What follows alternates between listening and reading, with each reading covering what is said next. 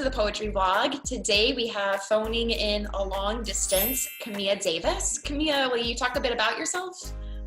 Hi, again, I'm Camea Davis.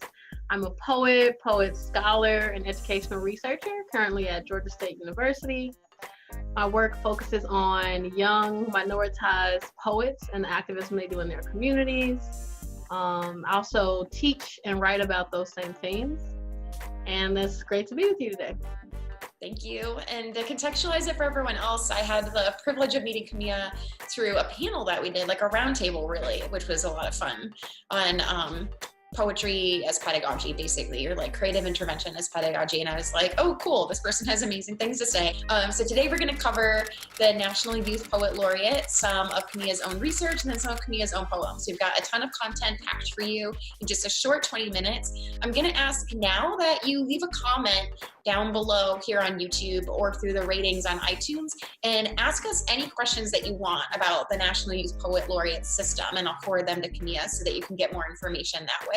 And also let us know if this was beneficial to you and if you have any follow-up questions. All right, so take it away. Camea, why did you want to talk about the National Youth Poet Laureate?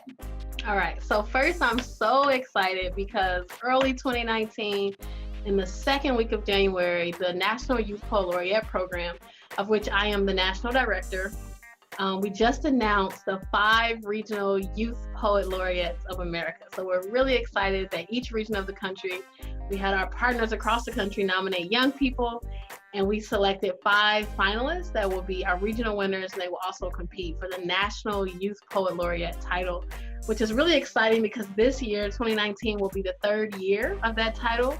And we know the Poet Laureate title for adults has a long-standing history. So we're really excited to offer that to young people across America's primarily urban centers, and just to think about how they are conceptualizing poetry, activism, civic engagement, and the overlap between those two worlds. So I'm so excited about that and happy for them and all of their cities and the partner organizations that host them. Yeah, I love that actually. I'm curious, so I'm sure many people are actually, when you say National Youth Poet Laureate, right? Mm-hmm. Or Youth National Poet Laureate, which one is it? National Youth Poet Laureate. What's the age range that you're looking at, and what are the types of ways that young people have entered the contest? Like, what has been the process with that selection? Excellent. So our youth laureates are between the age of 13 to 19. Okay. The process is a local literary organization in their city holds the local title. So for example, the New York City Youth Poet Laureate is hosted by Urban Word, a literary organization there, and they partner with typically a civic partner. For example, New York partners with the mayor's office, the New York Commissioner on Voting, and together they produce this competition. Across the country, we have a rubric, they submit poetry portfolios, and then they're selected for their citywide competition as the winner. After that, they apply for this regional competition. So all of the cities in a particular region, the youth poet laureates for their cities compete with poetry portfolio, a CV of their civic action, and this year we have a theme poem that was on poetry and democracy. So they submit those poems, and our panel of judges selected 5 for regional winners, and we'll do the same thing for national with a different panel of judges, which we're really excited about, but aren't releasing yet. But all of the people that are watching this vlog will definitely know who those esteemed poets and artist activists are, and they'll select 1 National Youth Poet Laureate. So very excited. We have young people from ages 13 to 19 that apply, and they get to reign in this title, have speaking engagements, share their poetry in different platforms, both civic and artistic, and help us adults think about how we should be using poetry as a tool for activism in our local communities. The 5 regional winners have been selected and announced.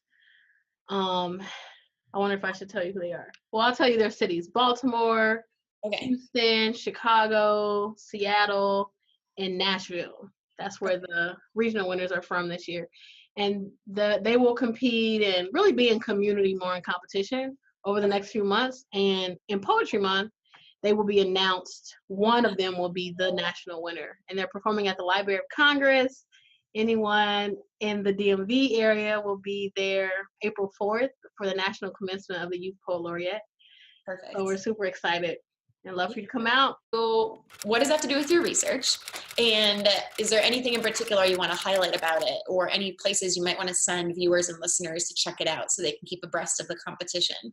All right. So if you want to learn more about National Youth Poet Laureate, check out youthlaureate.org.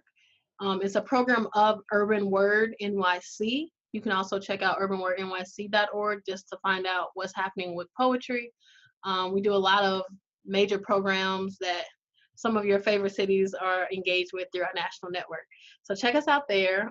The way I became engaged in Youth Poet Laureate, my research for academia, so I start off in education, I'm an educator.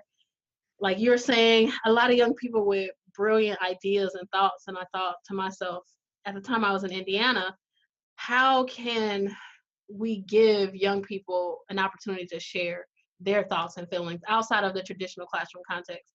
So I started a youth spoken word organization there in Indianapolis and did that work through my school where I was a teacher. And when I went into higher ed and was trying to figure out what would I do a dissertation on, poetry was like a secret, private love. Like, no, that's not for the academy. And then as I grew as a scholar and continued to become as a person, I said, this is who I am. This is true to me. So I decided to make poetry an essential part of my research, firstly as a methodology. So I used Poetic Inquiry as a form of methodology. And then my topic for the dissertation was young poets activism. And in trying to find where can I get a mass of young people that are thinking about these ideas, the Youth Poet Laureate program came to mind. It was offered to me from a mentor, and then from there continued a relationship and studied the program largely for about 3 years for the dissertation.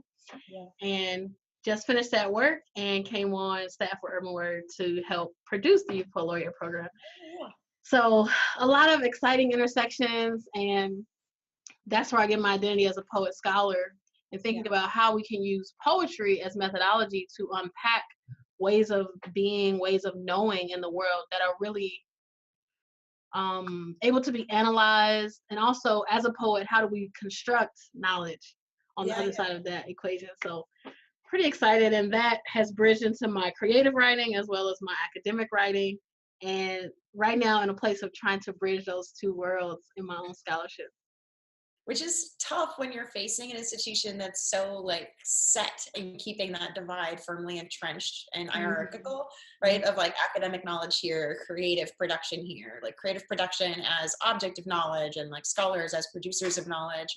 So for me, I think the most important work happening in academia is actually when creative work and poetry work in particular, because it's a different type of meaning making, is the actual scholarship. I'm curious how you would define poetics and poetry as a methodology.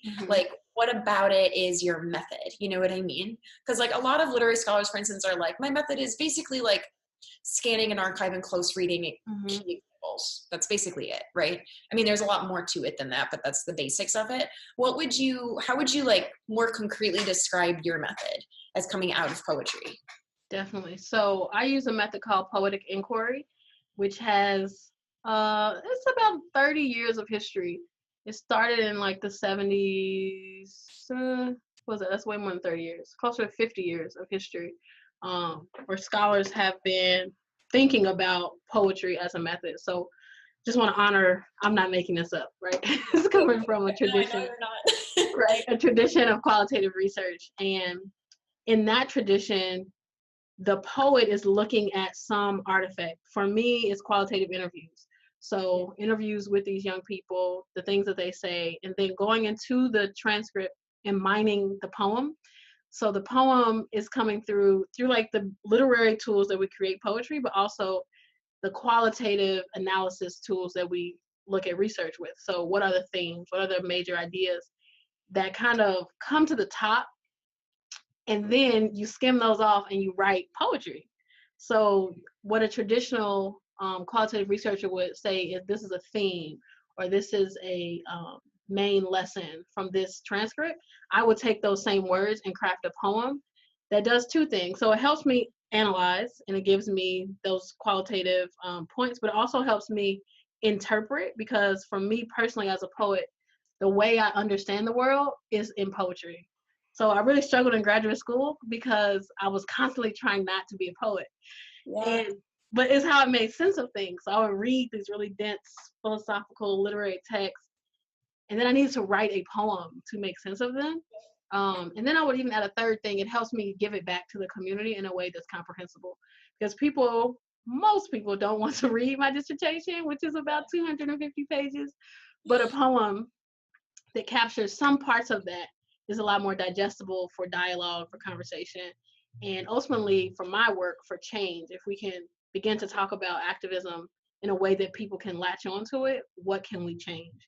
And when you read scholarly texts as poetry, it's so much more interesting. Definitely. You know, like in my MFA, I think I wrote tons of poems where I would just like grab quotes out of like these stodgy scholars like Derrida, right, and Foucault, and then like slap it up against some lyrical poetry I was writing, and it was a more interesting analysis to me than like regurgitating and then like expository wise building on.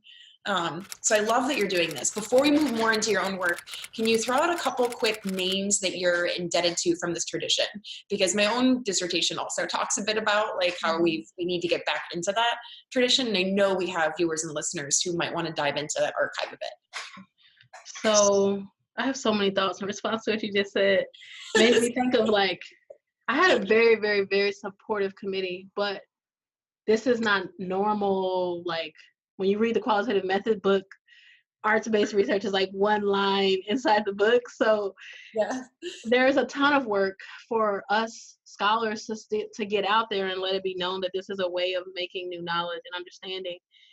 And also for artists to find themselves, those of us that choose this path, right? How do we find ourselves in the academy and create space for ourselves? And then your comment about publishable, I've learned like there are actually several places that publish academic poetry, and actually have on my wall this poem that is called "Poetry is Research." So yeah, thought about that. Replace my introduction to my dissertation. Right. And then I'll add. Oh, I wanted to say it's also more work. It's way more work than writing a traditional dissertation because I have all of the standard qualitative dissertation chapters, but also I have this other chapter and another analysis chapter on just the poetry. Yeah. So I think where we are right now, we have to just be willing to do that extra work. But I also took a class at a university remotely. I took this class at a university in Canada, Alberta University, I think, University of Alberta. And they have a degree in arts-based qualitative research. So the students there are creating, and that's enough, you know? Yeah. So it's complex. Scholars that I'm indebted to in this tradition, I would say first of mine is Patricia Levy. Second, Faulkner is her last name. Sandra Faulkner, who I had her book on my shelf as frequent reading. And then also the tradition of scholars that are saying we need more types of research. So maybe they're not doing poetic inquiry, but they're saying we need more space for Black female identity, for artist identity. So I pulled on some of that scholarship to say, we need more space, and now this is the space I want to carve. So there I would call out Dr. Gloria Lassen-Billings, who is primarily in education, but she has several pieces where she's saying there needs to be a different type of scholar and space for that scholar to thrive. I'm also thinking of a book called Humanizing Research, and it talks about from indigenous practices all the way through things like poetic inquiry and how we need a different type of scholar. So that's kind of the key people and texts that I lean on in my own writing. But there's like so much, like Carl Lago, right? Monica Prendergast, like definitely Monica Prendergast. I'm thinking and writing through that for myself as a poet scholar, right? Using poetic inquiry. And like you said, finding the spaces to write. They always ask, what's the significance of this piece and how will it push the field forward? I think I'm in education as a field, but you can choose the tools you want, and this is a tool that I've chosen, and we need to push for different ways of being. And also within poetry communities, I'm also arguing, for example, you can find lots of research on like found poetry. So you read a transcript and then you pull out all the sentences and you make a poem, found poetry. But it's not interpretive. It is interpretive, but not in the same ways where you like add words or add phrases. Yeah. So I'm arguing I come from a spoken word tradition. Yeah. So why is spoken word not valued? Just like you were talking about, it's a not commodified. It's not high art. It's not high poetry. It's like street poetry. But why is that? And who does it displace when we do that?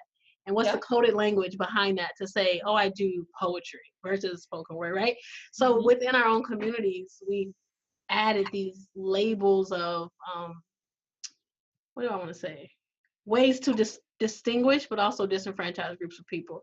So I am definitely writing through and thinking through what does that mean for me independently, but also for the field. As we talk about poet scholars, talk about poetic inquiry broadly, who can we include and why is it exclusive? I even wrote some found poems actually just to like defend the work, even though my voice and my interest is really not in found poetry. Yeah, it's like I have to prove I can do this too, you know? And I think what's exciting about poetry right now is that with like the explosion of social media and digital media, we also have this like huge celebration finally happening that's way overdue of like performance poetry, which is what poetry was founded in anyway. Like whenever I'm like my students, you know, they don't want to have to write a sonnet. And like you realize that like formal poetry, like with like set metrical patterns, is in like pop culture. It's in all of the music that you're listening to. Like hip hop, rap, and R&B have like a rich tradition of like using these tools to convey meaning. And like we select when we do or do not see it as like academic or like worth studying or like in the canon. And conveniently, a lot of that has to do with like race, class, gender. It makes me think about the researcher as tool, right? In qualitative research, we know that you're the tool. So then we have to talk about the tool, right? We can't talk about objectivity, right? We can't talk about, I just take words and put them together. Like that's an interpretive strategy in itself, the way I see the words fitting together. So why don't we just call that out, let it be known, and then use your positionality as tool. So, you know, there's limits in some ways, but there's also benefits in others. And just be transparent about that instead of trying to hide behind this cloak of objectivity, or, you know, I'm only a scholar and I'm looking at this 100% sterile, which is not true because we are socialized human beings, right? And all of the things are impacting how we see this one particular thing. So I want to hear about your art as well and your poetry and your work. Will you like read for us or share with us or talk a bit about your own poetry work? Definitely. So for the blog, I'm actually reading poems from the dissertation work, which is about the Youth Poet Laureate. So it's working. So I think I'll read two shorter pieces. The first one, okay, again, to Poetic Inquiry, my process was to read the transcripts. From the transcripts, pull out key ideas, phrases, sentences, and kind of cadence and tone was important because I hear my work as spoken word first. Yeah. So I took that from their voices and then crafted these poems, which, as we just discussed, is very much me, but it's also them. These are their ideas, and them, I'm referring to the Youth Poet Laureates from 2015 to 2017. Yeah. I just want to like honor that these young people, these are their ideas. And the title of this piece, actually, for students listening, this is how you cite in poetry. That's been coming up, you know. That's how you're doing. All right, sorry, continue. So the title of this piece is On Activism.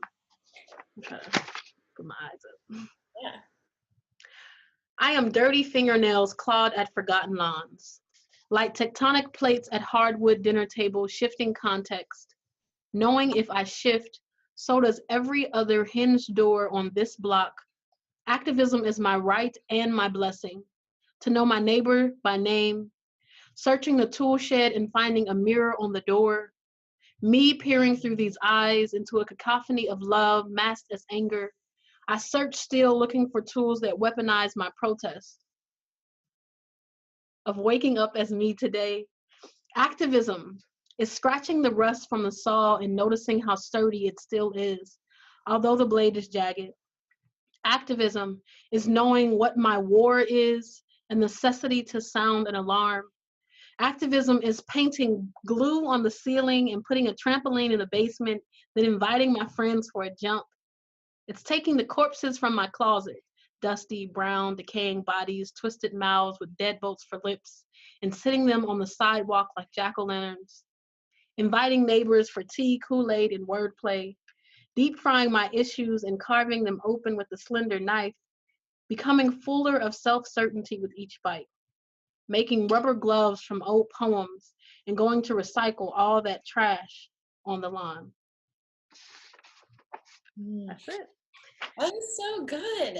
I loved that. I loved hearing like the your affect as you were reading it, if that makes sense. Like I could hear like the excitement when certain metaphors are like, yep, this is it. Like to the bone. I think for me, the trampoline and the knife in particular, the rest. That's powerful. Where in your dissertation is it? So I actually have a chapter that is all poems, because I felt like as an artist, I just didn't want to qualify, read a poem, qualify, read a poem. That's not how we experience art. No. So I just put all the poems. I did organize them by theme. So I just have a whole chapter on that. And then the whole nother chapter on the analysis of the poems. Yeah. And then, like I said, also another chapter that's just basic thematic analysis. Yeah. Which is a lot less interesting, but still good. So I'm from a social foundations background in education.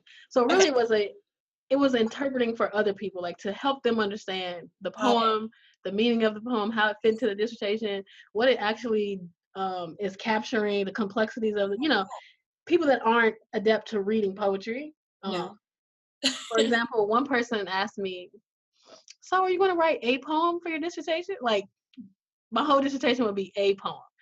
And I thought, oh gosh. Exactly that. So I had to write this chapter to help other people understand the work. So actually in my dream world, it exists separately. Like there's this academic thing. And then there's just like this book of poems that people that like poetry can read and criticize and deal with as poetry. Yeah. But like we talked about, I'm actually working towards a hybrid space. Yeah. But yeah. That's awesome. I'm really excited by it. And so the method, I think that's a whole nother space. I have an article that's under review right now around just that, like, okay, this is what the transcript said. This is the poem. Now, how do we analyze and interpret? How do we get from point A to point B? Which is, I see being used in like a qualitative methods course, which I would love to teach that class, just on how to do it. Yeah. I would love to take that class. Yeah, I would be like, we're poets, but I would be really excited to see the academy open up space to have something like that offered. Like I've had classes where, like I said, it's a little teeny bit there, or it's an icebreaker, but it's not the foundational, let's do this method. And spending time with the method and reading so much scholarship on the method, there's so much you could do. And as we know, there's so many types of poems. Can you imagine how much there could be if we really unpack the method piece as relates to creating poetry? Right. We're running low on time. Is there anything we didn't get to that you're like, oh, no, I got to plug this thing or say this thing? Oh, the National Youth Poet Laureates will be releasing the first national anthology this April during Poetry Month. It will include poets from all over the country, young poets, their ideas broadly, just about life in this contemporary moment. And I'm so excited. So check it out, youthlaureate.org. You'll be able to purchase, teachers, students. It will be a great tool. And I'm really excited as an item of history for this moment in time. We'll go back and see what young people had on their minds. So check out the National Anthology of Poetry from the Youth Poet Laureates this April. Awesome. Perfect. And for those of you following the blog, I'll also, as soon as it's out, just shoot me an email if I forget to, but I won't probably because I'm excited about this and will probably teach it. I'll put on the vlog. So follow on Instagram or on Twitter and I'll be like, hey, this book came out. Go get a copy. Teachers, order a copy for your classrooms and so on. Awesome. Thank you so much, Camea. This was really fantastic. I really appreciate your time. Thank you for having me. Yeah. Everybody else, if you're listening to the podcast, let us know what you think using iTunes, or also on Spotify, Stitcher, 11 different platforms. If you want to learn more about the podcast edition, you can go to anchor.fm/thepoetryblog, and you can find all the distributors there, as well as all of the different types of episodes, as well as links to everything. If you're following this on YouTube right now, you've already seen all the pop-ups coming up, so you already know where to find us on Instagram and Twitter. But in the description below, I have links to Camea's work, her site, things she's doing, a summary of the episode, as well as a link to the podcast edition. So you should be able to find everything you need. Oh, and before we forget, Camea has her own site, cameadavis.com. So if you're listening to the podcast and you're not getting the links in the YouTube description, check out her site. It's actually a really good site. It's well designed. So you should definitely visit it, cameadavis.com. Thanks again, Camea. I really enjoyed this. I feel like this reinvigorated a day of slogging through too much theory. So it was a blast. And everyone else, let us know what you think in the comments, especially if you have any relationship to Youth Poet Laureates or you're going to go buy the book. All right. Bye, everybody.